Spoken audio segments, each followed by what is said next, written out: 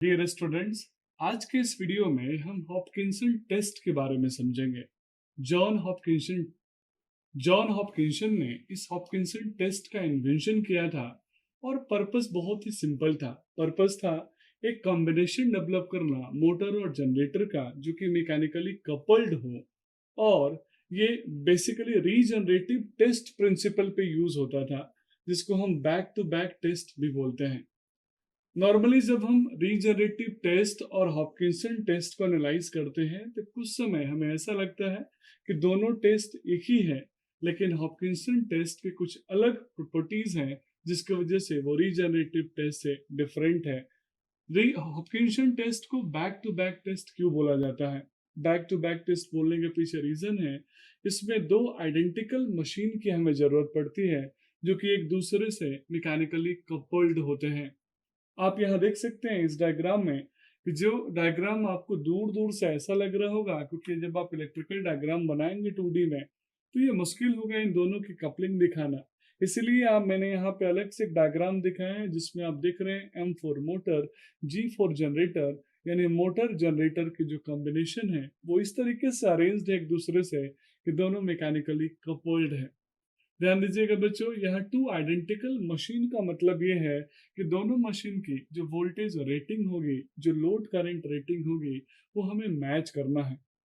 हम जानते हैं मोटर और जनरेटर दोनों का एप्लीकेशन अलग है। मोटर जहाँ इलेक्ट्रिकल एनर्जी को मैकेनिकल में कन्वर्ट करता है, वही जनरेटर मैकेनिकल को इलेक्ट्रिकल में कन्वर्ट करता है। इसी एडवांटेज का, इसी प्रॉपर्टी का बेनिफिट हमने उठाया और जॉन हॉपकिंसन ने इस टेस्ट को परफॉर्म इस तरीके से किया जिसमें मोटर जब इलेक्ट्रिकल इनपुट एनर्जी को लेके ऑपरेट करेगा तो जो वो मैकेनिकल एनर्जी डेवलप करेगा, उसी मैकेनिकल एनर्जी से मैं शाफ्ट के थ्रू दूसरे मशीन यानी जनरेटर को कपल करूंगा। जनरेटर जब एक्ट करेगा तो फाइनली वो मुझे वापस इलेक्ट्रिकल एनर्जी बना के देगा और उसी इलेक्ट्रिकल एनर्जी को वापस फिर से मैं मोटर में फीड करूंगा। ये कुछ इस प्रकार का कॉम्बिनेशन बना है। इस कॉम्बिनेशन में बच्चों इलेक्ट्रिकल पावर यानी जो इलेक्ट्रिकल एनर्जी सप्लाई हो रही है मोटर को, आप यहाँ देख पा रहे हैं वो कैसे मैकेनिकल एनर्जी में कन्वर्ट हो रही है, और फाइनली वही मैकेनिकल एनर्जी इसी जनरेटर की मदद से, यानी सेकेंड जो कपल्ड आपका मशीन है, जो कपलिंग है, इन कपलिंग के वजह से एक ही शाफ्ट से ऑपरेट होने की वजह से फाइनली वो इलेक्ट्रिकल एनर्जी में कन्वर्ट होके वापस मिल रहा है। अब इस प्रोसेस में मिलता क्या है, तो इन दोनों प्रोसेस में यानी मोटर जनरेटर के मैकेनिकली कपल्ड स्कीम और मोटर और जनरेटर के ऑपरेट करने के बाद मुझे फाइनली मिलता क्या है, तो दोनों मशीन के एनर्जी लॉसेस के बारे में पता चलता है। चूंकि दोनों मशीन्स आइडेंटिकल है बच्चों, तो जो हम लॉसेस डिटरमाइन करेंगे, ध्यान दीजिएगा, उसको हम दोनों के लिए इक्वली इक्वल इक्वल मान के टोटल लॉस को बाई 2 जब करेंगे तो मुझे एक मशीन का लॉस परफॉर्म मिलेगा।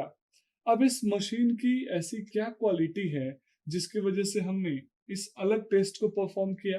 यानी इस टेस्ट की क्वालिटी ये है बच्चों कि नॉर्मली हमने देखा था जो ब्रेक टेस्ट किया था या फिर स्विंगबॉर्न टेस्ट किया था, इन सभी टेस्टों में प्रॉब्लम थी कि हम बहुत लार्जर रेटिंग के मशीन्स के लिए भी नहीं कर सकते और साथ में लॉन्गर ड्यूरेशन के लिए इस टेस्ट को भी परफॉर्म नहीं कर सकते। जस्ट एक एग्जांपल है ब्रेक टेस्ट। यहाँ हम इस टेस्ट को लॉन्गर ड्यूरेशन के लिए भी परफॉर्म कर सकते हैं और साथ में लार्जर मशीन के लिए भी इसको हम प्रीफर कर सकते हैं। आइए पहले इसके जो सर्किट डायग्रामेंट है उसको समझते हैं, फिर आगे हम डिटेल में इस टेस्ट को कैसे परफॉर्म करेंगे, क्या प्रोसेस होगा उसके बारे में जानेंगे।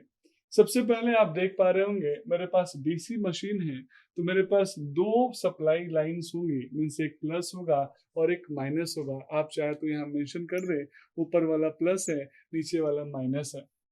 अभी सप्लाई बस बार जो है, सप्लाई बस बार से ही मेरा मशीन 1 यानी मोटर और मशीन 2 यानी जनरेटर कपल्ड है। अब इस सप्लाई बस बार में से करंट कितना मिल रहा है फाइनली, यानी मोटर कितना करंट ले रहा है, इस करंट को फाइनली एनालाइज करने के लिए मैंने यहाँ पे एक एमीटर लगा दिया, दैट इज कॉल्ड A1। इस एमीटर से जो करंट मिलेगा मैं उसी को लोड करंट की तरह यहाँ कंसीडर कर रहा हूँ। एक करंट और यहाँ पे दिख रहा होगा, दैट इज IG। ये IG करंट लेटर ऑन हमें मिलेगा, और लेटर ऑन कैसे मिलेगा, जब यहाँ जनरेटर से मुझे इलेक्ट्रिसिटी बन के करंट बन के बाहर मिलेगा, तो that will be called IG। जैसे जो करंट IG वहां गया है हम उसको यहाँ पे मेंशन कर सकते हैं। अब बच्चों बात करते हैं सबसे पहले मशीन 1 यानी मोटर सेट की। मोटर सेट में जो दो टर्मिनल है बच्चों उनको हमने पॉजिटिव और नेगेटिव से कनेक्ट किया है। इनको हमने मेन स्विच से कनेक्ट किया है। ये मोटर का मेन स्विच है और ऐसा ही मेन स्विच एक जनरेटर का होगा। यहाँ एमीटर 1 मैंने लगाया था सप्लाई लाइन में। एमीटर 2 यानी A2 हमने कनेक्ट किया है अपने मोटर के करंट की वैल्यू को डिटरमाइन करने के लिए। वो IM करंट आ रहा है यहाँ पे। अब देखिएगा यहाँ पे मेरे पास शंट मोटर है, तो मोटर का आर्मेचर भी है और साथ में उसकी शंट मोटर की फील्ड वाइंडिंग भी है। तो शंट मोटर की जो फील्ड वाइंडिंग है उसको RSHM यानी फील्ड में जो रेसिस्टेंस है उसको RSHM से मैंने रिप्रेजेंट किया। अब यहाँ जो मोटर में करंट आएगा बच्चों उसका कुछ पार्ट चला जाएगा शंट फील्ड के एक्साइटेशन में जिसको मैंने ISHM बोला, और करंट को लिमिट करने के लिए मुझे यहाँ वेरिएबल रेसिस्टेंस लगा दिया RH। अब ध्यान दीजिएगा बच्चों आर्मेचर में कितना करंट जा रहा है, तो आप यहाँ किरचॉफ्स का करंट लॉ अप्लाई कर सकते हैं। तो फाइनली जो आर्मेचर में करंट आएगा वो रिमेनिंग आएगा इस मोटर में से जो हमने SHM यानी शंट फील्ड वाइंडिंग को दिया है। तो मैंने लिख दिया IM माइनस ISHM और इसका डायरेक्शन ऑफ फ्लो ये है। मीन्स करंट जो मुझे आर्मेचर साइड में मिल रहा है वो भी मैं मेजर कर सकता हूँ। फील्ड साइंस सिस्टम में कितना करंट मिल रहा है उसके लिए मैंने थर्ड एमीटर A3 लगा दिया बच्चों। ये फाइनली जो करंट आएगा इस तरीके से सर्किट को पूरा करते हुए वापस ही सर्किट को कंप्लीट कर रहा है पॉजिटिव से नेगेटिव। अब आइए हम जनरेटर सिस्टम की बात करते हैं। जनरेटर सिस्टम में भी जनरेटर में मोटर में जहां हम इनपुट इलेक्ट्रिकल ले रहे थे, जनरेटर में हमें इनपुट मैकेनिकल चाहिए जो कि हम शाफ्ट के कपलिंग से लेंगे और ये मुझे आउटपुट इलेक्ट्रिकल बना के देगा। ध्यान दीजिएगा जो जनरेटर का जैसे मोटर का मेन स्विच था वैसे मेन स्विच जनरेटर का भी होगा। तो ये मेन स्विच किसके लिए है बच्चों, जनरेटर के लिए मेन स्विच है। ध्यान दीजिएगा यहाँ पे जनरेटर में मेंशन कर रहा हूँ। अब आपके मन में आएगा कि सर स्टार्टिंग में मोटर में मेन स्विच क्लोज था, जनरेटर में ओपन क्यों किया। तो सिंपल सा रीजन है, अभी जनरेटर से इलेक्ट्रिसिटी मुझे जब तक नहीं मिलेगी, जब तक वो रेटेड वोल्टेज को अचीव ना कर ले तब तक मैं उसको स्विच को क्लोज नहीं करूंगा, वरना फिर से एज ए सोर्स की तरह ये भी काम करने लगेगा और उस कंडीशन में हो सकता है ये मोटर की तरह काम करने लगे, जबकि मुझे इसको फाइनली जनरेटर बनाना है। तो बच्चों इस स्विच के थ्रू मैं जैसे ही क्लोज करूंगा आप समझ पा रहे होंगे कैसे मेरा सप्लाई जनरेटर इलेक्ट्रिकल एनर्जी को वापस अपनी DC बस बार में फेड कर देगा। अब आइए बच्चों इसके भी अरेंजमेंट को समझ लेते हैं। ये मेरे पास जनरेटर का आर्मेचर का अरेंजमेंट है, ये मेरे पास शंट फील्ड जनरेटर का फील्ड का अरेंजमेंट है। सेम करंट को लिमिट करने के लिए मैंने RHG यानी जनरेटर में एक्सटर्नल रेसिस्टेंस लगा दिया। अब यहाँ जनरेटर में फील्ड सिस्टम में भी करंट बनेगा बच्चों, तो ये मैंने यहाँ पे मेंशन कर दिया ISHG। SH में शंट, G फॉर जनरेटर यहाँ मैं मेंशन कर रहा हूँ। ये ब्रशेस है कम्यूटेटर के प्लस माइनस। जो डायरेक्शन ऑफ करंट होगा बच्चों डायरेक्शन ऑफ करंट भी मैं डिटरमाइन कर लेता हूँ।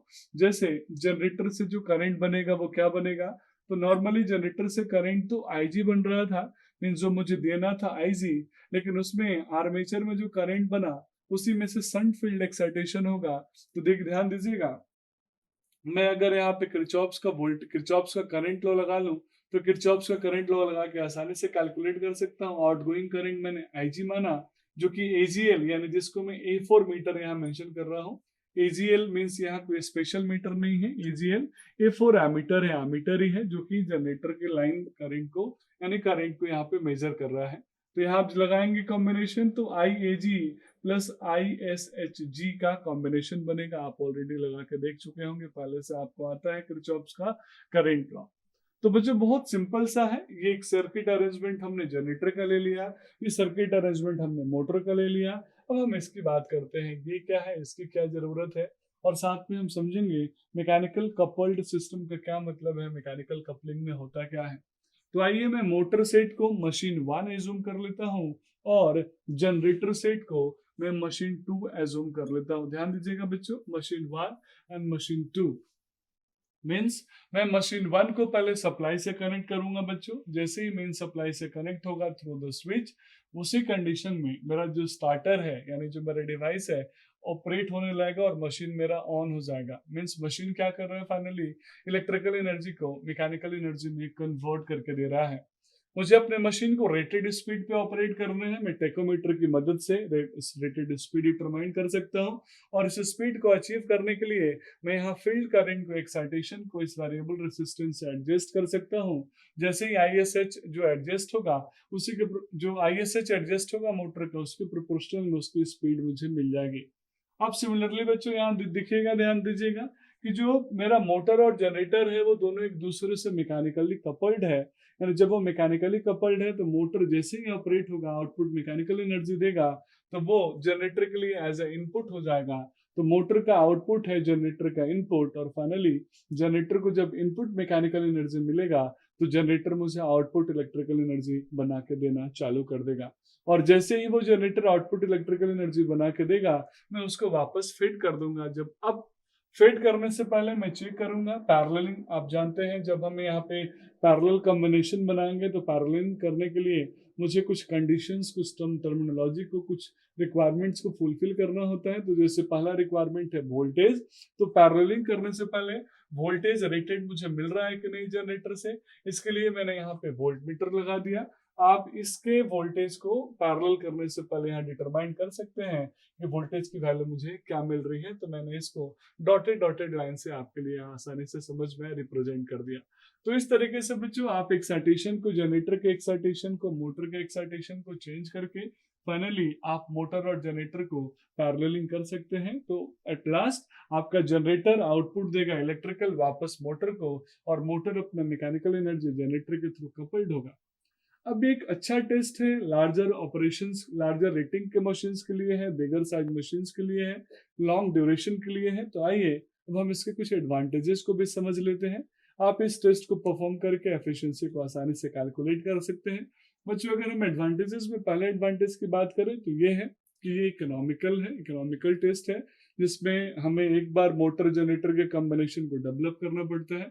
जैसे ही कॉम्बिनेशन को डेवलप कर लिया, उसके बाद ऑटोमेटिक ऑपरेशन यानी जो सप्लाई बस बार है वो ऑटोमेटिक मैनेज हो जाता है। दूसरा कि जो मशीन हम यहाँ पे यूज कर रहे हैं, इस मशीन में जो भी ऑपरेशन के ड्यूरेशन में जो भी कम्यूटेशन होगा या फिर टेम्परेचर राइज होगा, इन सभी को हम आसानी से कैलकुलेट कर सकते हैं, एनालाइज कर सकते हैं फुल लोड पे। क्योंकि हम जब अदर टेस्ट परफॉर्म करते थे, उन टेस्टों में हम मशीन के टेम्परेचर राइज को नॉर्मली कैलकुलेट नहीं कर पाते थे, क्योंकि सिम 1 टेस्ट में हम नो लोड पे लेते थे और ब्रेक टेस्ट में टेम्परेचर कैलकुलेट करना पॉसिबल नहीं था। तो यहाँ हम फुल लोड पे ले रहे हैं, रेटेड लोड पे इस टेस्ट को परफॉर्म करेंगे, लॉन्ग ड्यूरेशन के लिए करेंगे, क्योंकि टेम्परेचर को राइज होने में थोड़ा ड्यूरेशन ज्यादा लगता है। तो लॉन्ग ड्यूरेशन के लिए इस टेस्ट को परफॉर्म कर सकते हैं। तो टेम्परेचर राइज और कम्यूटेशन के इफेक्ट्स को भी आसानी से हम एनालाइज कर सकते हैं। तो डिफरेंट डिफरेंट लोड कंडीशंस पे बच्चों हम इस मशीन की एफिशिएंसी को आसानी से कैलकुलेट कर सकते हैं। साथ में आप चाहें तो स्ट्रे लोड लॉस आप चाहें तो कंसिडर यहाँ पे कर सकते हैं डिटर्मिनेशन में। अब टेस्ट के साथ कुछ लिमिटेशंस भी है। पहला लिमिटेशन है कि दोनों मोटर जनरेटर का जो कॉम्बिनेशन चाहिए वो आइडेंटिकल चाहिए। वो तो रेयर एप्लीकेबल होता है, रेयरली अवेलेबल होता है। इसको आप स्पेशल डिजाइन करवाना पड़ेगा, स्पेशल आपको फाइंड आउट करना पड़ेगा, तब जाके आप आइडेंटिकल मोटर जनरेटर के टेस्ट को, मोटर जनरेटर को यूज करके इस टेस्ट को परफॉर्म कर सकते हैं। तो बच्चों overall Hopkinson test John Hopkinson ने इसलिए बनाया था ताकि जो लिमिटेशंस हमारे अदर टेस्ट में थे, उन लिमिटेशंस को ओवरकम करके हम यहाँ टेम्परेचर राइज और डिफरेंट डिफरेंट कम्यूटेशन के लॉसेस को, ड्रॉप्स को एनालाइज कर सकें। That's all about this video. Thank you so much.